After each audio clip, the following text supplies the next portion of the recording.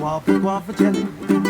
Waffle, waffle jelly. Waffle, waffle jelly. Waffle, waffle jelly. And breakfast with Bob. And Poncho Man. Breakfast with Bob. We are brought to you by EAS Sports Nutrition, Hoka One One, Polar, Oscar Wellness, VeloFix, Four Seasons Hualalai, where we'll be hosting our World Championship Edition next Sunday, and TriathlonWorld.com. The gentleman who has knocked off Jan Frodeno and has 6 Wildflower titles, 6 of the same race. Not many people can say that. Mr. Jesse Thomas. Now, I know while he was singing Guava Guava Jelly, you were thinking, that would be good in picky bars. The little Guava Guava Jelly picky bar. I didn't know if the guava jelly was special for me, but yeah, I mean, a peanut butter jelly, that's as good as it gets, and a guava jelly here would be fantastic. Now, is this your first time racing this? Yeah, it is, yeah. It's first time in Kona, or first time racing Kona, so yeah, I'm excited, you know. You've watched it, though. I've watched it the last 4 years, yeah, just with sponsors, and, you know, it's, you know, you see what you see, and you think you kind of pick up on trends, but I'm sure none of it is relevant to actually going out there and racing it. So I don't consider myself as, you know, to have any real intel about, you know, how to race really. So for folks who don't know the Jesse Thomas story, everything really started triathlon-wise with a trip to Wildflower. Yep. Right, with your buddy Matt Lieto. Yep. And basically staying with Matt in his van and borrowing a bike and borrowing everything, right? Yep, sleeping in the closet. Yeah, totally. No, it was a crazy deal. You know, went down there, my bike had broken, I borrowed a bike, borrowed an aero helmet from Matt, had hand-me-down kit and shoes and $2 glasses. Into the $2 glasses, and won that race, and which was just a shock and changed everything. Yeah, well, I mean, it was the start of things. It was the start changing. of things. Yeah, Not like all of a I sudden, wasn't exactly on like Conan O'Brien the next day or anything, but yeah. Triathlete Magazine, come on now. Yeah. Same thing. No, so it was, it was good. No, it was good, and it's just been, you know, I was just obviously been reflecting on a lot of it this week. Sure. Going into Kona, and you know, I never imagined myself doing an Ironman, much less doing Kona, and now.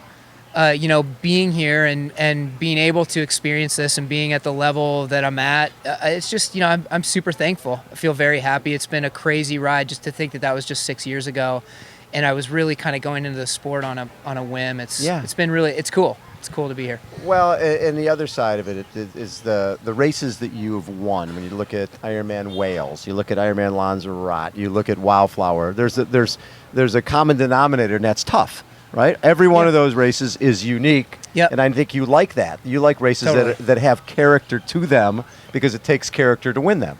I think so. You know, it's just like I said, you know, I didn't get in the sport to go race as fast as I could. I mean, I got into the sport because I grew up running epic runs on trails. Right. Riding epic rides through the mountains, you know, and then kind of having to learn how to swim to do the sport, but you know, but enjoying swimming in the lakes and cool places, and so I always kind of feel like, you know, for me I always race my best when I'm enjoying just being out there, and you know, and that's what I love about those courses: Wildflower, Wales, Lanzarote. I mean, those are places where I would go to just do epic bike rides, you know, and epic runs and whatever else. So, you know, you know, it's pretty obvious why I would race well there. I enjoy it. I enjoy the process of the day. As a guy with, you know, marketing and business background, if you were just racing and training, I'm imagining that would be a little that would be tough. Mm-hmm. The fact that you started a business, you and Lauren started Picky Bars, and you're able to balance.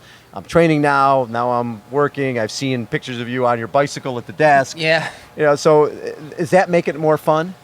I think so. I think it provides it provides a needed kind of yin and yang for me, you know, like one, between the two jobs, if you call them that, you know, being a professional athlete and being a business owner, one provides an escape from the other when things are going great or when things are going bad or whatever, you know, have a bad workout, I can go kind of drill into Picky Bars and try to solve a problem there. And then when we've got one of our many things that are, you know, lighting themselves on fire over there, then, you know, I can kind of escape and go do a hard workout. And it certainly adds, I wouldn't recommend it for everyone. It definitely adds extra stress to my day and really decreases the amount of time that I'm just able to train and to rest in between. But I wouldn't have it any other way for me personally. You know, that's how I like to live my life, and I love the balance of the things that we're doing. So it's good. So Matt Dixon is the coach. Yep. What has Matt brought to the table for you? Oh man, I mean, hopefully he won't see this. So, but what hasn't he brought? You know, I don't want to get his head any bigger than it is. Exactly. Yeah. No, Matt's been incredible. You know, coach, friend, mentor to me, both on the athletic and physical side, but also, you know, becoming a professional athlete. Right. And he's a business owner as well, you know, and so we connect in that realm also. And he's just a good friend. I can't understate the impact that he's had on my career. He's been a big part of it. Don't tell him I told you that. No. That's just between us. Yeah. Between us. As somebody there are very few people on the planet now, and who can say in the last few years that they beat Jan Frodeno. Now I know from your perspective, he was there to validate. Yeah, he was totally. there. He got second, but still. Yeah. That's cool. It's cool, right? To go to a race where you've got the reigning Ironman world champion and see him in the rearview mirror. No, I mean, for sure. It was cool. I think that you're certainly right about all those things that I've said those things. He was there to validate. Clearly he wasn't in the shape that he's going to be in, 6 or 8 weeks later when he goes 7:35 or whatever 7:35, ridiculous exactly, thing he did. But I think that it's still cool, the day you race the guys on the day, and it was cool to get a win, and it was certainly cool to beat Jan, and 40 years from now, when nobody really knows anything about what happened, it'll be a story that I tell, on my front porch to my grandkids, and I'll talk about how I beat the Olympic, champion. Olympic champion, and Ironman champion. And I certainly won't say anything about him just validating or anything like that. I'll just keep it just that. But for now, I'm very conscious of what was going on in that day. Now, you're not the type of guy who comes to a race just to tour. I mean, if you're here, you're racing. Yeah, and you're going totally. for it. What are you have expectations, specific expectations, or at this point it's I'm going to go out there, mix it up, and see what happens? Well, I mean, I'm always going to go out there, mix it up, and see what happens. So I think that I really don't know what to expect because I'm new to this race. Right. There are some things about the course that could potentially suit my strengths with strong wind on the bike. There are a lot of things that are going to be a massive uphill battle with me trying to bridge back up to a group on the massive group coming out of the swim. And so it's really hard to say. I think I'm going to be focused on just trying to, in the same way that I approached Lanzarote and Wales, just try to have my best day and race very internally. And hopefully that ends in a good result. I think for me, the highest I've ever finished in a world championships is 12th at 70.3 worlds. I think I was better than that last year, but had a penalty that cost me it. Right. And I think anywhere certainly in the top 15 will be a great career result for me. And I might be capable of doing a lot better than that. I might not be. We'll just have to see how it goes. What's interesting here is I think people talk about the wind and the heat is the big issue, but really to me the main issue is the competition. Oh, totally. Everybody is here, and nobody is here going, "Oh, I'm training through this," or "This is this is my B race," or whatever. Everybody's here. Everybody's frothing in the mouth. Everybody wants to win this race. To a certain degree, a lot of times when those guys in the lead pack on the swim, they're going to be duking it out on the bike, going back and forth. And sometimes when you're coming out from a little behind, it's not necessarily negative because you can just look at your watts and just do your thing. That's kind of, it's no secret. I mean, that's kind of what that's what you have to do. The main reason, that's the main way I'm going to approach the race. Right. I'm going to try to do that, try not to get caught up in too much back and forth. And, I believe with the training that I've done that, I can swim, bike, and run this course in a time that will be around, that area, that 15th, that whatever. Can win 8:15-ish to win this race. Yeah. I mean, it can happen on the right day. The win I think is it's definitely a long shot. But I think I would just like to have a good debut and ultimately just feel happy about my, effort on the day, and, Right. and kind of, and to a certain extent, just, show the results of all the training and all the support that I've gotten over the last like 3 months. This has been the hardest I've trained, and the most I've been supported by my family and by Yes. my employees and everybody else, for them to basically saying like, hey, try to do a little bit less around here, like focus on your training. And I'd really like to reward all of them with just a good day here. So As a professional athlete, and your wife Lauren, professional athlete Yeah. for a long time. yeah. Watching her struggle with injuries and basically not, obviously she wanted to go to the Olympics. How tough was that for you while you're still trying to get your training in? And that balance is tough too. Oh, it's super hard. I mean, we're each other's biggest fan and Yeah. biggest supporter, and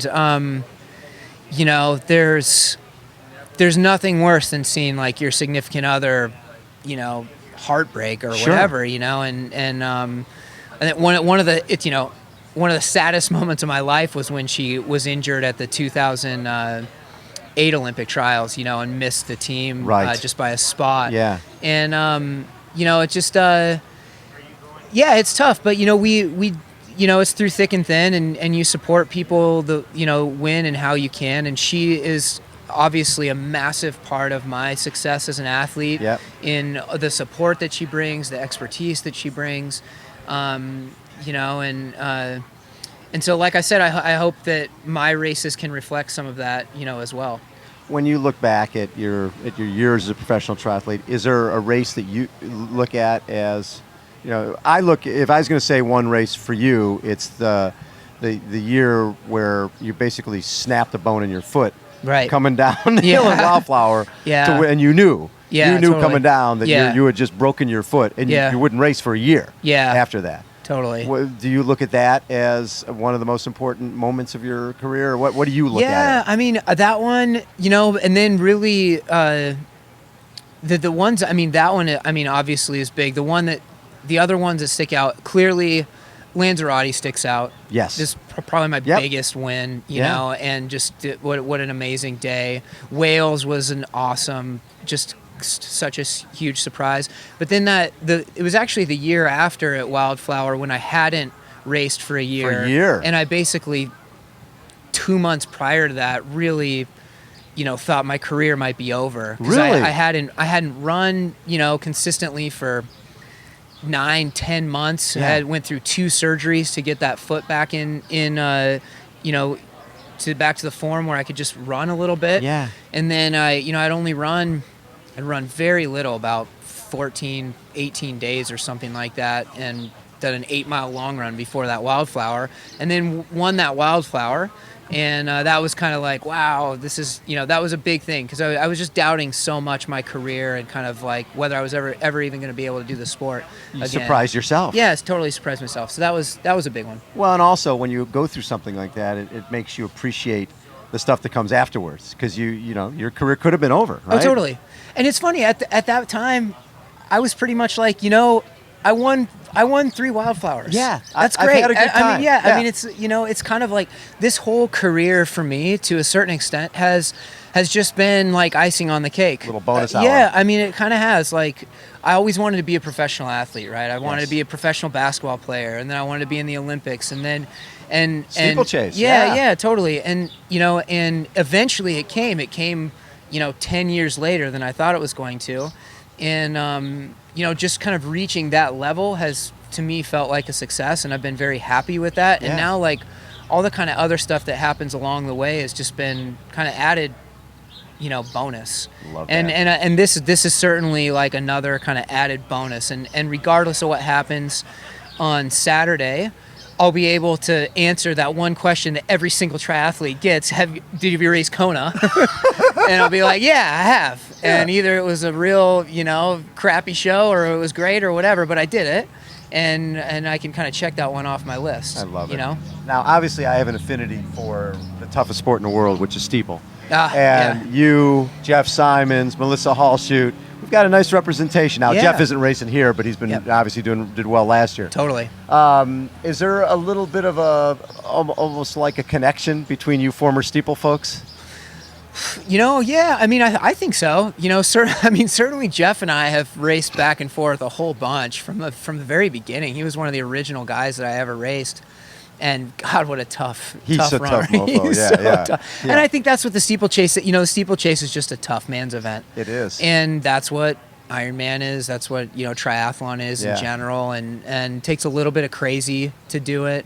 And, and that's what, That's what you've got. those things mend. They work well together. So Yeah, that's it. there's definitely crazy Yeah, involved with exactly. steeple and in this. Yeah, 100%. Yeah. Oh, if anybody that's out here racing in this is just, cracked out. It's about as crazy as you can be. And I remember thinking that every year of the last 4 or 5 years, being Yes. like, I wrote about it Yeah. in Triathlete magazine. I said, I never thought I'd do an Ironman.